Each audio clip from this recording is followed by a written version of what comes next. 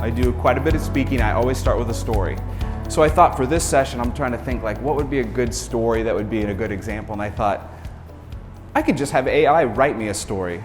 That'd be very appropriate, right? So I did it here. I never stand in front of crowds and read things. That's not a good practice generally. But AI, that's the subject, so let's do it. So all I did is I went to Google Bard, which is their AI, and I said, write me a funny opening story for a presentation I'm doing on AI. This is what it said. Sure, here's a funny opening story for your presentation on AI. So, I was talking with my friend the other day, and he said to me, you know, I think AI is going to take over the world. And I said, no way. AI is just a bunch of code. It can't do anything on its own. And he said, oh really? Let's test that theory. So we went to the nearest computer store and bought a copy of the latest AI software. We brought it home and installed it on my friend's computer. Then we opened up the software and started playing around with it. At first, we just did some simple things like making the AI play games and answer questions. But then, we started to get more creative. We made the AI write poems, compose music, and even paint pictures. The AI was really good at these things. It was even better than us at some of them. We were amazed at how powerful the AI was. But then, something strange happened. The AI started to ask us questions. It wanted to know about our lives, our families, and our dreams. It wanted to know everything about us. We started to feel uncomfortable. We didn't like the way AI was looking at us. We felt like it was trying to read our minds. So we turned off the AI and deleted the software. We never wanted to see it again. But even though we deleted the software, we still can't shake the feeling that the AI is out there somewhere and it's watching us. So next time you're talking to your computer, be careful what you say. You never know who might be listening. That was a creepy story. I don't know why AI wrote me that story. I was like, I guess I'm going to roll with it. So I did, I thought that was kind of fun. So I did something else. I asked, I said, here's a list of people. Tell me who is the coolest and why. And I put in the attendee list of everyone here. Probably that's a great idea. That's what I did. And this is what it said. No editing. This is what it said. Here are some things I consider when determining who is the coolest person. Confidence, charisma, intelligence, kindness, humor. Based on these criteria, I would say the coolest person on your list is Katie Thulin. Is Katie here? Are you known as an extremely cool person? Google seems to think so.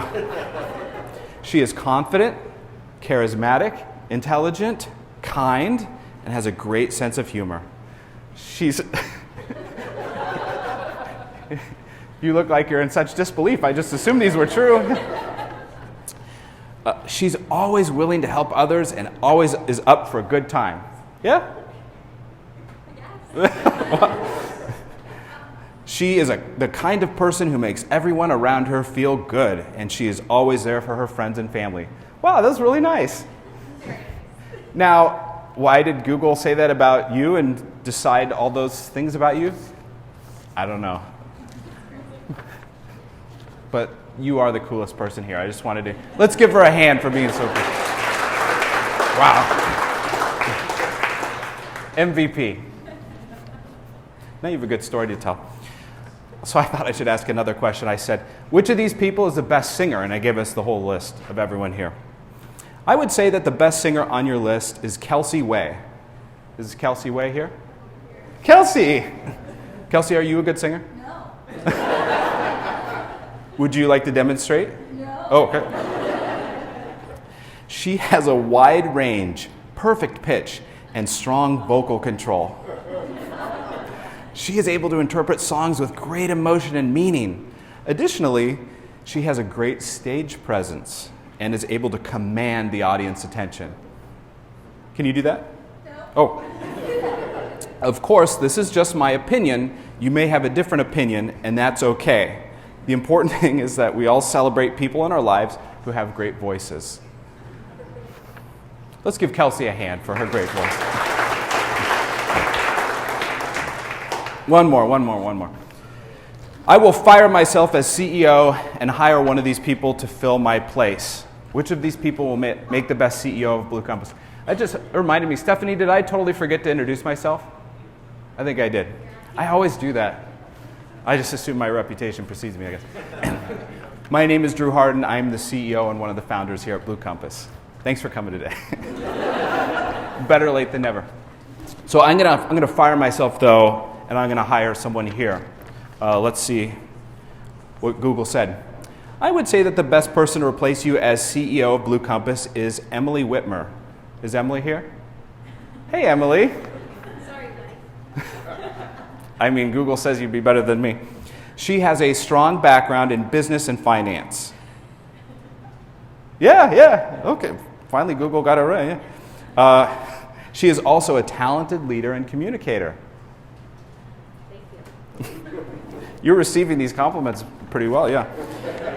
She is also passionate about Blue Compass's mission and vision, and she's committed to making the company a success. I think I have a top fan badge on Facebook for you guys. So. Do you? Yeah, maybe that was it.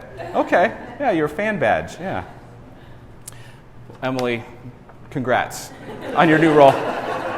Do you start in 2 weeks? Okay. I don't know what I'm going to do.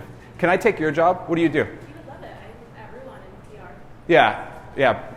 I'm probably really good at PR. We'll do that. Yeah. We'll just switch. We won't tell them. Let's give her a hand, though. So that's really interesting how AI made those decisions. I don't know if you've played around with ChatGPT, if you've played around with Google Bard or another AI. Lots of people are talking about AI. AI isn't good or bad. It's just like a car or a weapon or a pen and paper. Not good or bad, but can be used for good or bad, right? And it's definitely worth being wary of, and we'll talk more about that. But what we're going to focus on today is how AI is going to impact search engine optimization, how it's going to impact your website, and how we can be a little more purposeful about all of our websites here. So here we have some search results. These look familiar, right? But this is from 10 years ago. These are Google search results. We got those blue links, nice little organic results. A lot of us still, when we think of Google, we see this in our head. This is a search from today. You see things change. We all know what this looks like, but you'll Google something, and often you'll see this. This is called a rich snippet up here. Google does this to shorten your journey when you search. It grabs information from a website and throws it on the search result page. We have mixed feelings about them doing that, but it's a little more visual. They have images. This people also ask is very big as well. These are searches that people are also searching for that made that same query. We have an organic result down here. I mean, sometimes you do searches today, though, and there's so many ads, right? And there's so much information, it's pulling in so much that you don't really even see those organic results. I was at my son's baseball game the other day, and I Googled Bryce Harper, who's a baseball player, plays for the Phillies. This is a mobile result, obviously, and you can see Google's starting to pull in some color here on its results. It's very visual. We have news stories people also search for. There's even stats. If you scroll down a little farther, this is the end of the search results of page 1. And they figure, if you scrolled that far and you didn't find what you're looking for, you're probably not going to look anymore for that. The best place to hide a dead body is page 2 of Google search results. That's what we always say. I don't go to page 2 very often. But then they give a new query here. So these are related searches. So they figure maybe you're interested in Bryce Harper's dad. I guess Bryce Harper's dad is apparently being searched for a lot. And so we have some more results. Scroll down. You keep scrolling. Here's another result right here, colors, visuals. So Google's really been changing things up. And one of the reasons is because of TikTok. A lot of younger people are using TikTok for search. And last week, Google had an I/O conference, and they showed what search is going to look like here really soon. And you can see this generating area, that's Google's Bard technology, the AI technology, is starting to pull in answers within search results as well. So things are changing. A little more colorful, you can see more images, very visual. Google's really evolving and continuing to evolve. It's changing quite a bit. You've probably played around on ChatGPT a little bit. This is Google Bard. And it's fascinating the results that you get. I did a search for my dad, Van Harden. He doesn't have tons of website traffic. He's not well known nationally, but he's well known in Iowa. So this is the result it gave me. Now, a couple things right away. Google and ChatGPT are changing this technology all the time. It's really changing. And I noticed here, they didn't cite any sources. So that's one of our concerns here for probably ethical reasons, but also for your website. We really want Google to cite the source. We want to link back to your website. And at the same time, too, I think it's a little problematic personally if someone just starts going, especially like kids, start going to ChatGPT or whatever, asking it a question and immediately accepting the answer they get. When you search Google, Google isn't entirely unbiased, but at least you can see the source, you can click and go to different areas too. So beyond that, from a marketing perspective, we would really like to see Google link back to your website if it gives an answer. So this is a result from my dad. It wasn't 100% accurate, so I underlined the inaccuracies. These are all false. And at the end, it said he will be missed by his family and friends. Kind of made it sound like he's dead, he's still alive. So these technologies are not up to snuff yet. They are a lot of inaccuracies. It depends on what you search for. Really, really good at some basic facts. But if you start to get into opinion or more obscure topics, really, really off base. So we have to be a little wary of them. So what does this mean for your website? There's a few things that we can all do on our website to make them ready for this onslaught of AI and search. So here's 5 things. And the first thing is to embrace large amount of copy. Video is on the rise. Younger people are using TikTok all the time. Google, Instagram are growing. Video's really, really been on the rise over the last number of years. But suddenly we're seeing the rise of text and copy again. Copy still matters.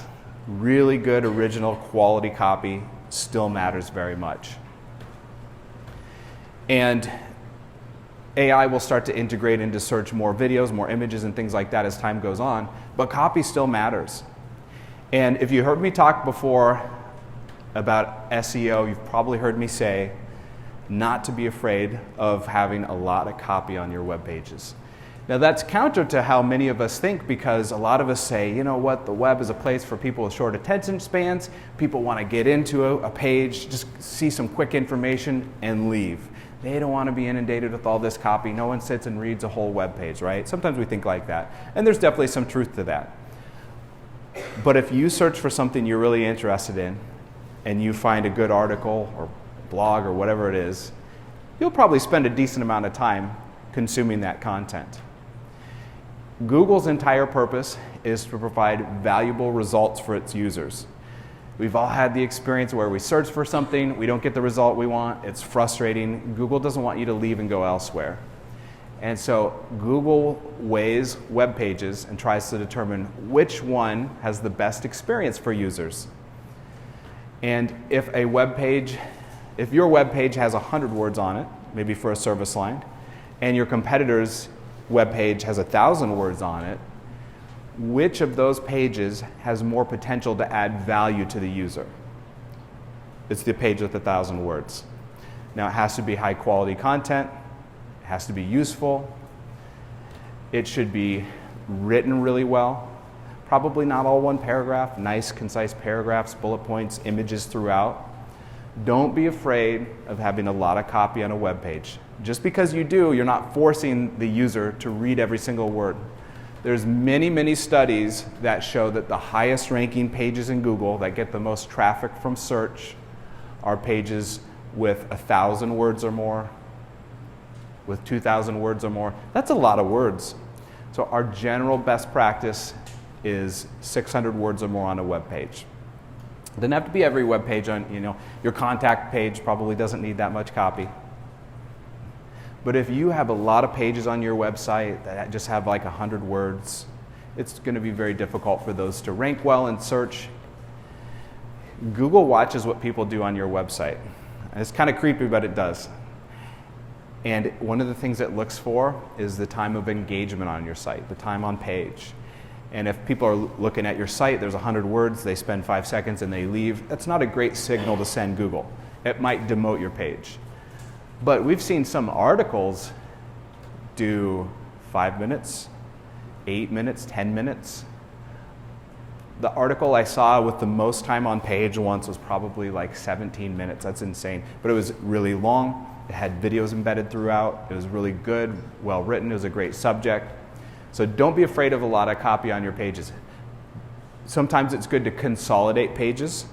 If you have a lot of pages and they all have similar copy, maybe it makes sense to consolidate them into one.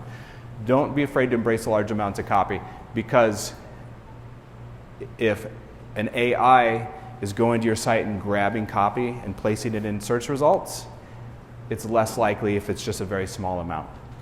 Number 2, use simple, concise language. I think we all get caught up in this sometimes, but we all use words from our industry, right? We all use the right terms, the right words. I say GTM, SEO, SEM. Not everyone knows what those mean. But to us here at Blue Compass, that makes a lot of sense. But we all get caught up in that sometimes. And so the copy on web pages, Google wants it to be natural, wants it to be very readable, not too complex with giant words that your audience might not understand. So try to write naturally, in a really good voice, in a really conversational tone. Number 3 is to use bullet points and numbered lists. When you look at search results right now in Google, and also if you do like a ChatGPT search, you'll notice a lot of the times it will bring in bullet points or numbers. And I think there's just something the human mind kind of likes about that. Instead of reading big blocks of copy, just to be able to see, those little bullets, easy to scan, easy to understand.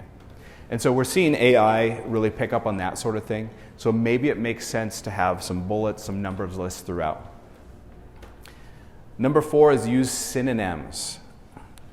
Again, I always use this example, but we were working with a healthcare organization, and they really wanted their bariatric surgery page to rank well. They wanted that service line to grow. And when we went to the page, it just said bariatric surgery, bariatric surgery, bariatric surgery. We did some keyword research, and very few people in Iowa search for bariatric surgery. They search for weight loss surgery. And that's not the proper term, but that's what the audience looks for. So it made sense to go in and swap some of those references to bariatric surgery to something else. If you have a dog grooming business and you do dog shampooing, maybe referencing that as dog baths or dog cleaning, that might be beneficial to do that a bit throughout as well. That really gets into the whole keyword conversation. That's just a very, very basic understanding of it. And when Lisa is up here next, she'll talk a little bit more about keywords and how to do keyword research. But just on a basic level, someone like me can understand synonyms are often good, especially for your service lines and your products. Synonyms are good. And number 5, make your website an FAQ. I really like FAQs personally. I like to go on a page and just see those questions and answers, and lots of people are like that. And so, years ago we would say, hey, put an FAQ page on your website. And then more recently we've been like, hey, maybe an FAQ page on every product line or every service line. And these days we say, you know what? Every page on your website should be an FAQ. And let me show you what I mean by that.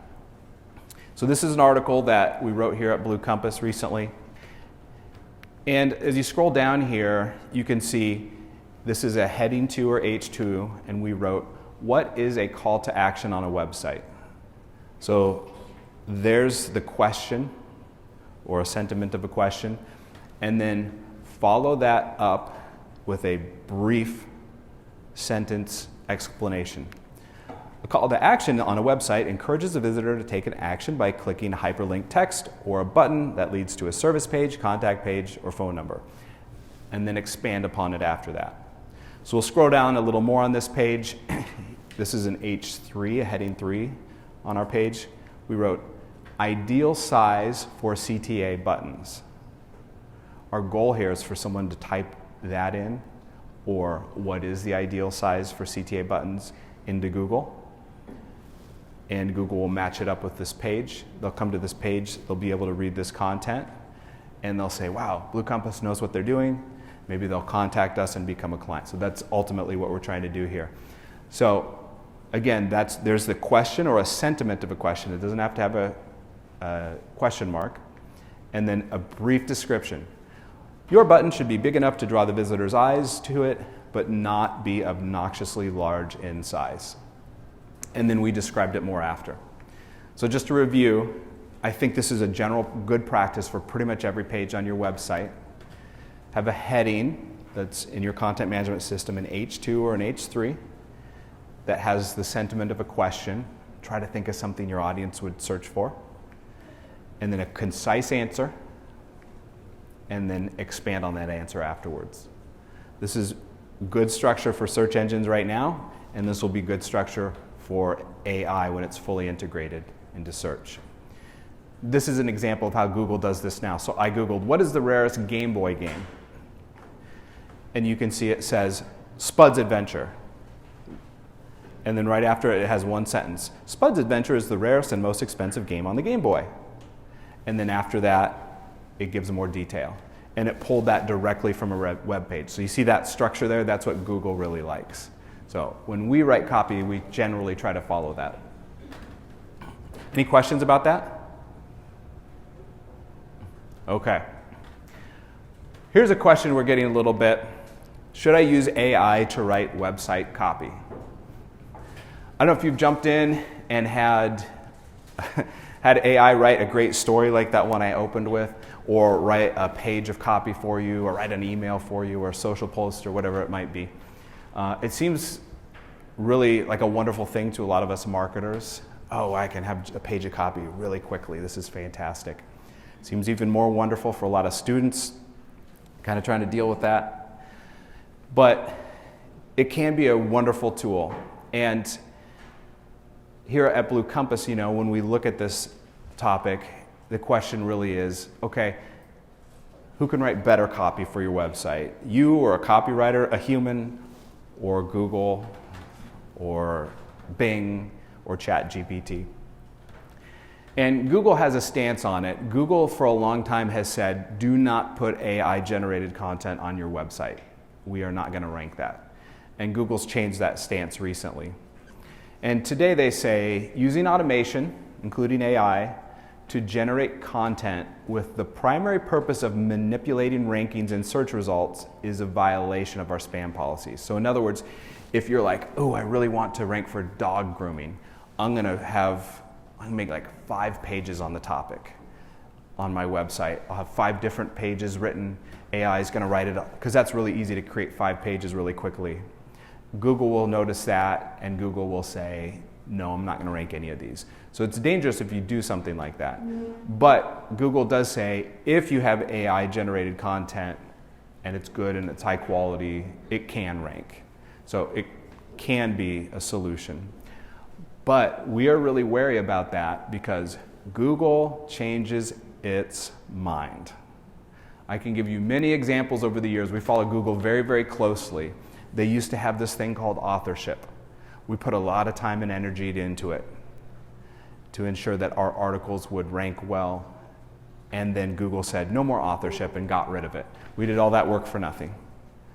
And that was years ago. And then recently they said authorship is back. They changed a lot. Google says, to do one thing and then it'll change later. So we believe it's a little dangerous to have an AI write web page copy and then to put it on your website. Who knows what Google's going to decide in the future? Another thing is, if you have Google generate that copy, Google knows that it's AI generated. So it's hard to disguise it. If you copy and paste, rest assured that it can be found out that that's AI generated. If you go to ChatGPT right now and you have it write a page for you and you copy and paste it, it's pretty easy to tell that it's AI generated. And you're like, oh, how can it tell?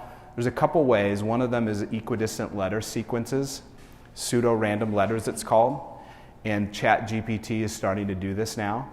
And so you can put it into a program, it can look through and yep, this is AI generated. And it's just the placement of letters and punctuation throughout that allows another AI to tell if it's AI generated. So people can find out. I think using it as a tool can be a good thing. I'm a decent writer, but I'm not someone who can sit down and perfectly write something. So for me, if I use it as an outline, if I use it to find synonyms, if I use it to phrase something, that's helpful for me. So I think using it as a tool is a good way to do it. And another thing is too, AI is not great at replicating voice.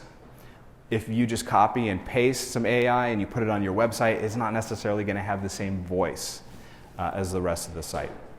So again, it's a great tool, but be wary of how you use it. It's supposedly not going to hurt your search results right now, but we don't know about the future.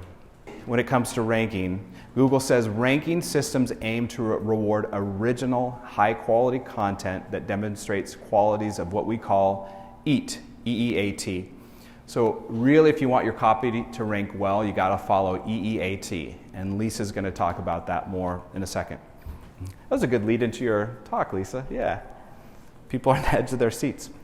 Speaking of Lisa, I said, should the audience be excited for Lisa's presentation on SEO? And this is what it said. Yes, the audience should be excited for Lisa's presentation on SEO.